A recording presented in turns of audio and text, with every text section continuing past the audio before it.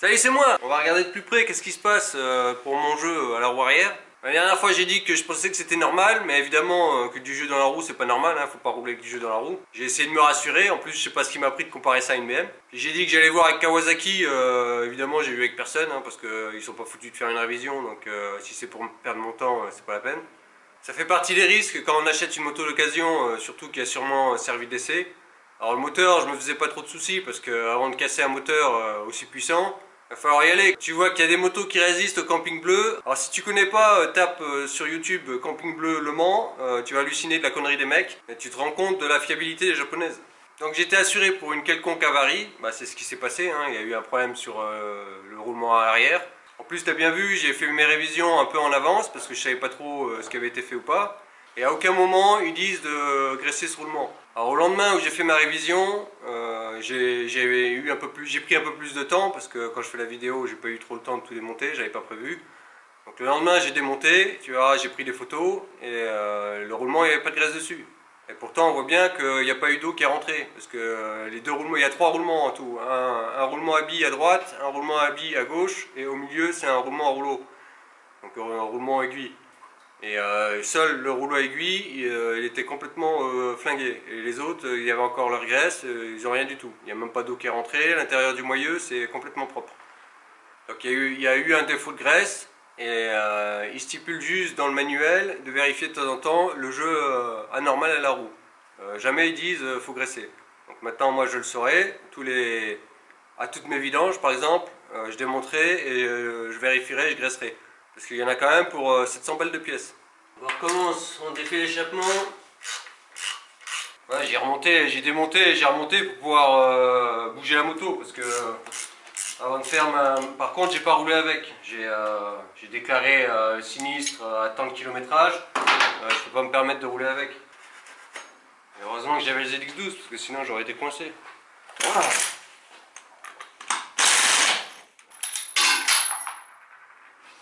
Attention aux rondelles, il y a aussi la plaque derrière. 3, 4, 5 rondelles. On coupe la goupille. Alors, la goupille, il ne faut pas s'en servir. Hein.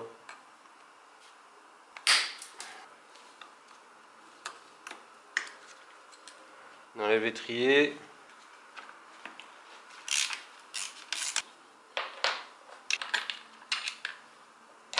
Sur le capteur ABS.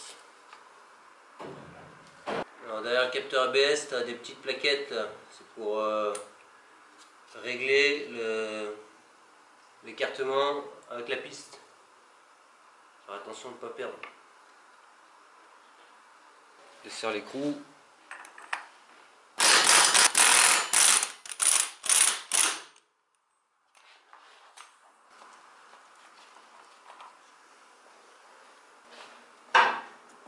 Enlever le disque. Là il y a un clip autour, il va falloir l'enlever.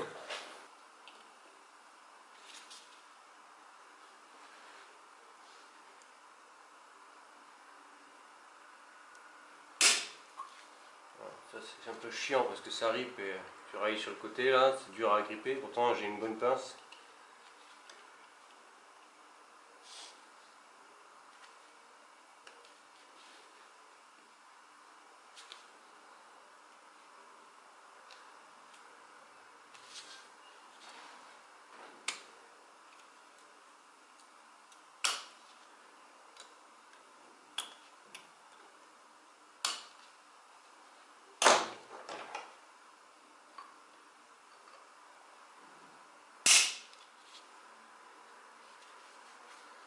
Là, tu as l'axe qui vient serrer tout l'empilage. Alors cet axe-là, je peux le retirer. Il y a une entretoise aussi ici. Là.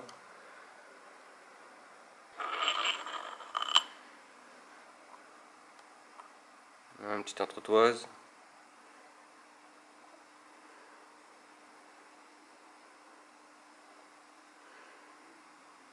On voit qu'elle est abîmée. Je les ai reprises les entretoises. Là. Ensuite ici je t'avais montré qu'il y avait du jeu. En fait, cette pièce, le porte-couronne là, il a du jeu sur les cannelures. Alors ça par contre je sais pas si c'est normal ou pas, parce qu'une fois serré, ça arrive sur les scooters par exemple. Tu mets la roue sur l'axe arrière, ça bouge et dès que tu serres ça bouge plus. Là, le léger jeu, c'est peut-être normal, hein. C'est comme un pignon de sortie de boîte, quand tu le mets, il peut y avoir un léger jeu. On va venir desserrer les deux vis ici qui tiennent le moyeu. Alors le moyeu, il est là. Et ça, c'est l'axe qui tourne sur les roulements qui sont baisés.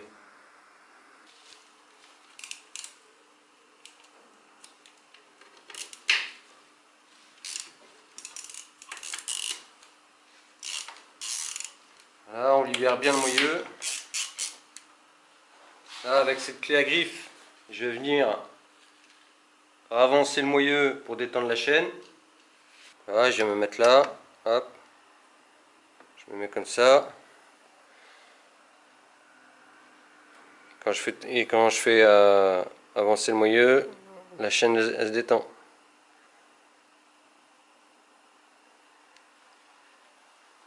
Donc je la détends bien. Voilà. Alors, je vais défaire le petit carter qu'il y a sur le côté, le petit carter de chaîne là, qui me gêne. Là, je sors la chaîne.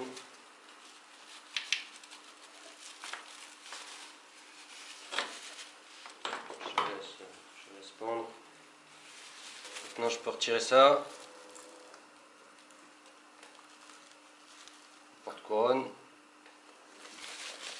Alors ici,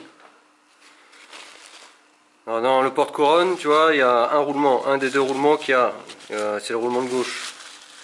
Alors, ce roulement, il est bon, il n'y a pas besoin de le changer. On voit qu'il y a du gras, il n'y a pas de saleté, il n'y a rien qui est rentré. Donc là, je peux retirer le support d'étrier. Voilà. Ici, tu as ce qui empêche le support d'étrier de tourner sur lui-même quand tu freines. C'est juste un truc enfoncé comme ça. Là, tu as un joint spi. Donc là, c'est le moyeu. Et là, derrière, tu as un premier roulement qui est juste qui est dans le moyeu là.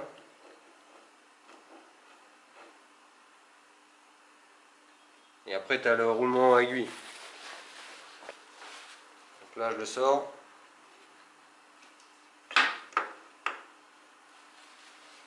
Ici, il y a une entretoise, il ne faudra pas l'oublier. Donc voilà, malgré toute la graisse que j'ai mis, si j'ai bien tartiné, tu vois que toute la rouille est encore ressortie. Et ça n'avait pas annulé le jeu. Parce que les pièces, elles sont usées là. Le roulement il est mort. Donc dans la garantie est passé le roulement, hein, ce roulement là, il n'y a pas besoin de changer le reste, et l'axe.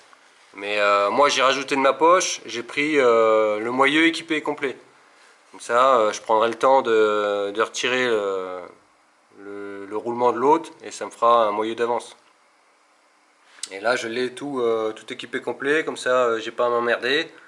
Dès ce soir je peux reprendre ma moto. Donc là, une fois que tout est retiré, que tu as bien desserré le bras oscillant là, tu peux retirer ton moyeu.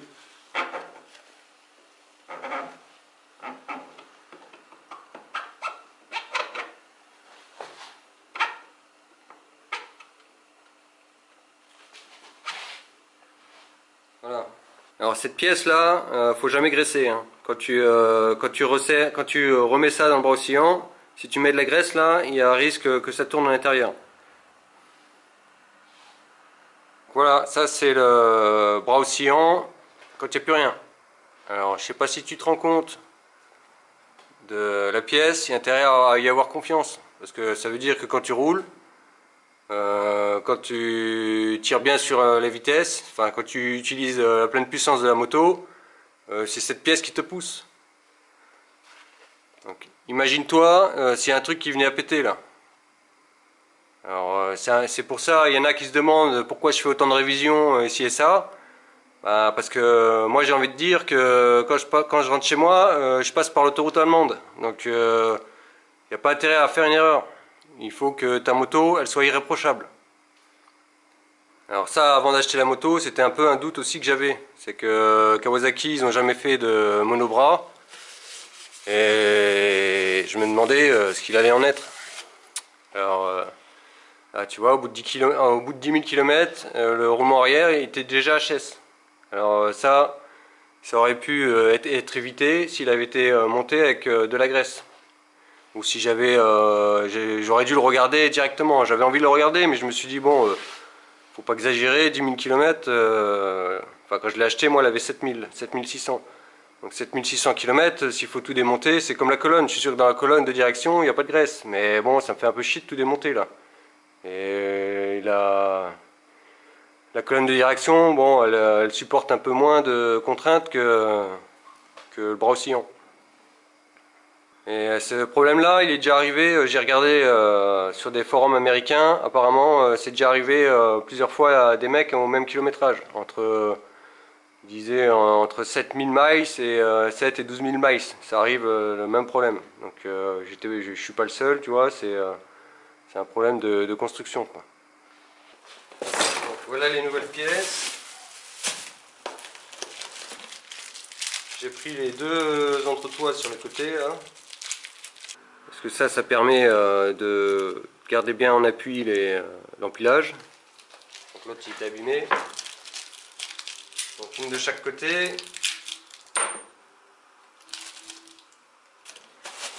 Ensuite,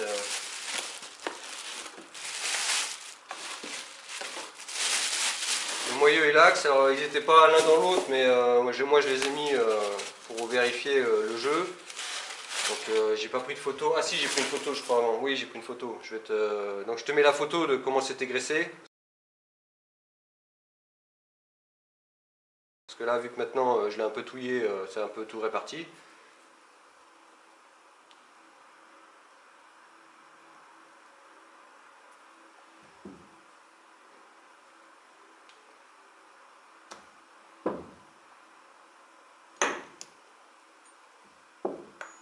Donc là, nouveau moyeu, il y a de la graisse dedans, mais elle a été, je l'ai un peu étalé.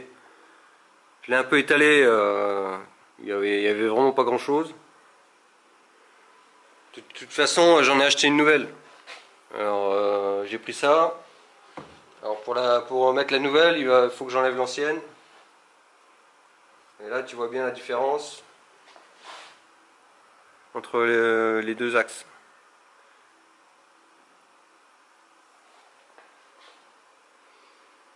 Alors, est-ce que ça a été abîmé sur les bords? Donc la graisse, j'ai pris celle-ci. Pourquoi j'ai pris ça? Voilà, parce que j'aurais pu très bien mettre la motule, mais la motule, t'as pas de description, à part haute performance, c'est tout. Donc ça se trouve, c'est pareil. Donc tu as le grade NLGI CI2. Donc le grade, c'est la consistance, hein, c'est-à-dire que le 2 c'est en pâte. Mais ça n'indique pas la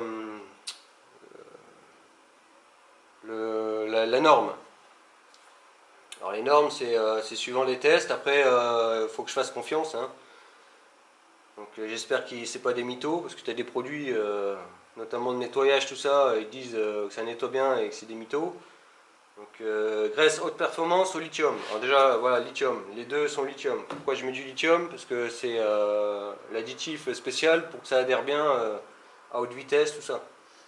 Alors très forte adhésivité, filant très élevé, filant très élevé, adhérence exceptionnelle sur le métal, forte résistance au cisaillement, possède un fort pouvoir extrême pression et un fort pouvoir anti-usure, excellente tenue à la vitesse et à la centrifugation.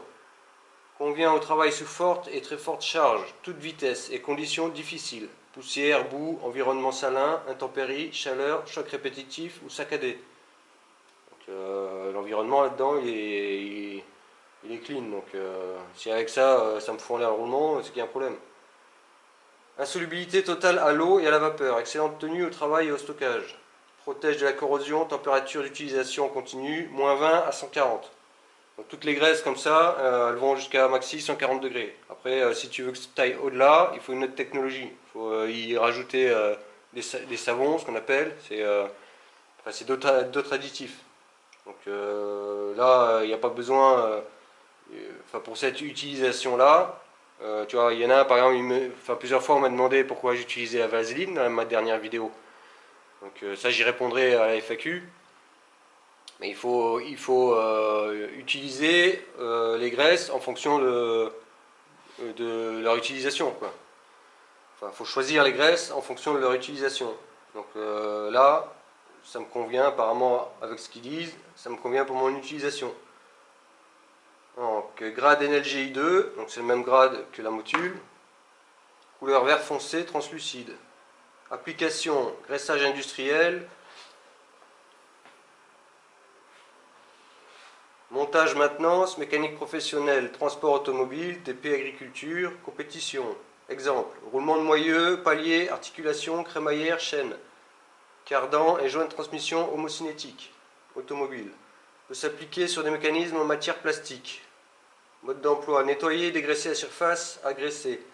Pour un nettoyage rapide et efficace, utiliser leurs produits bien sûr. Appliquer la graisse uniformément en évitant tout excès inutile. Donc là,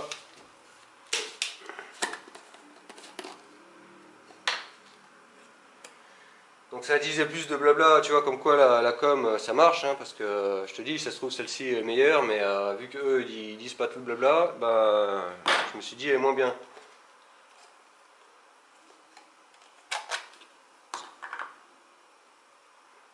Voilà. Alors, est-ce que ça adhère? Ça adhère bien. Si je prends la motule.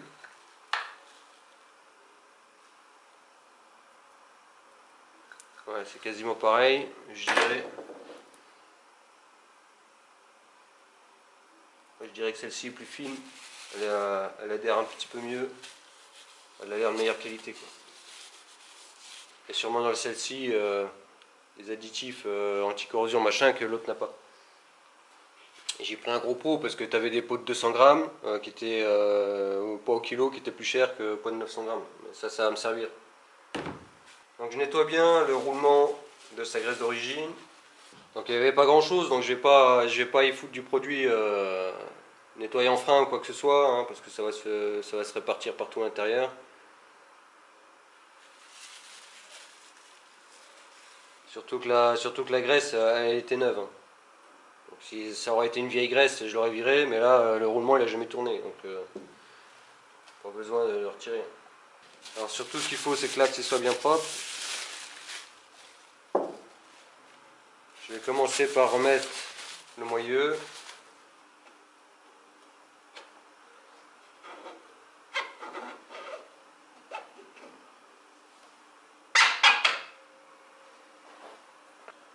Je remets la platine.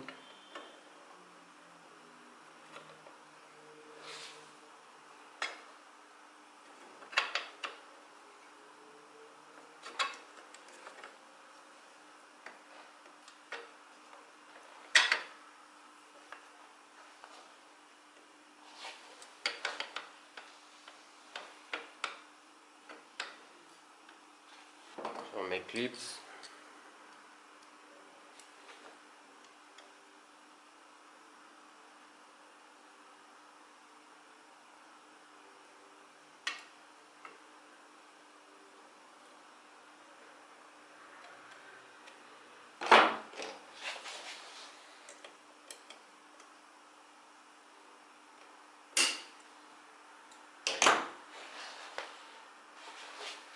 Alors bien s'assurer qu'il soit dedans.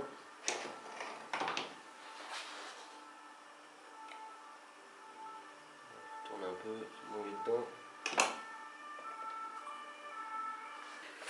Alors, je me lave bien les mains avant de foutre de la graisse.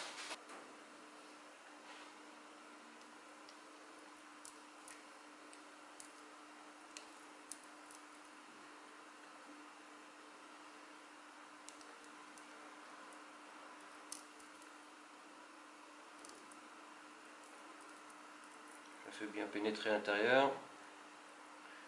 Je mets aussi un peu derrière pour protéger la cage de l'humidité.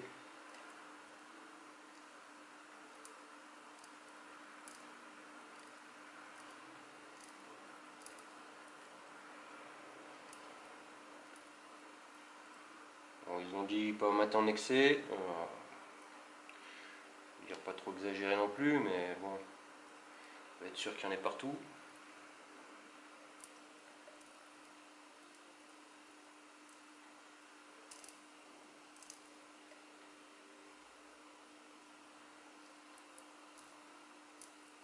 quand je vais remettre l'axe, tout ce qu'il y a autour, ça sert à rien de mettre sur l'axe, tout ce qu'il y a autour ça va dégager. Donc vu qu'il y a le spi, vraiment qu'il y en ait dans les rouleaux. On fout un peu derrière le roulement normal.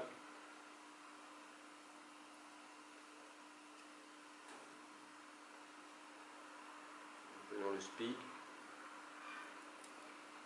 Donc ce sera à vérifier régulièrement.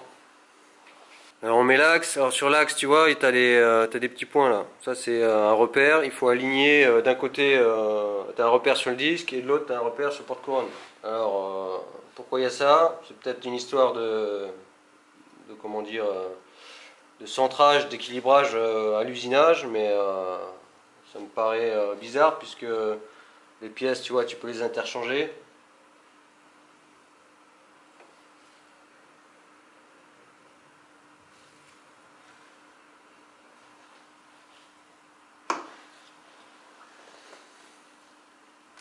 Hop.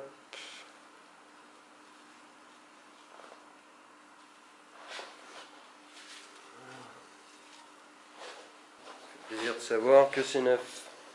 On remet entre toises.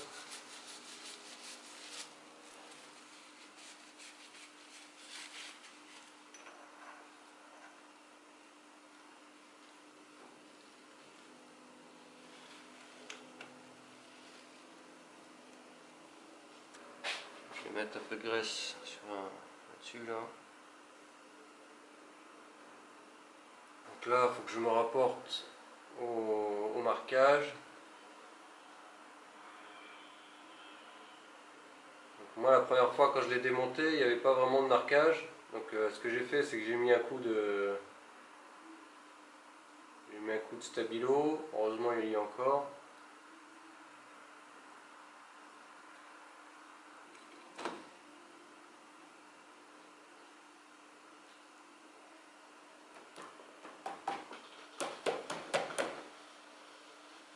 Ok, là j'ai plus de jeu.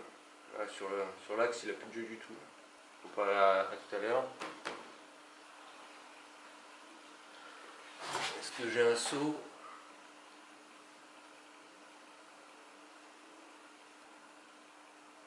Un petit seau là par ici. Correspondrait à la marque.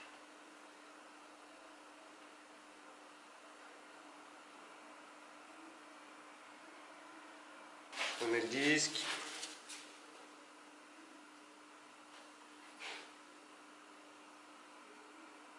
Non, attention, pareil, la marque. Sur le disque, la marque est bien présente là. Tu vois, elle est là. Alors que sur le porte-couronne, elle n'y était pas. Donc bien l'aligner avec le repère dessus là.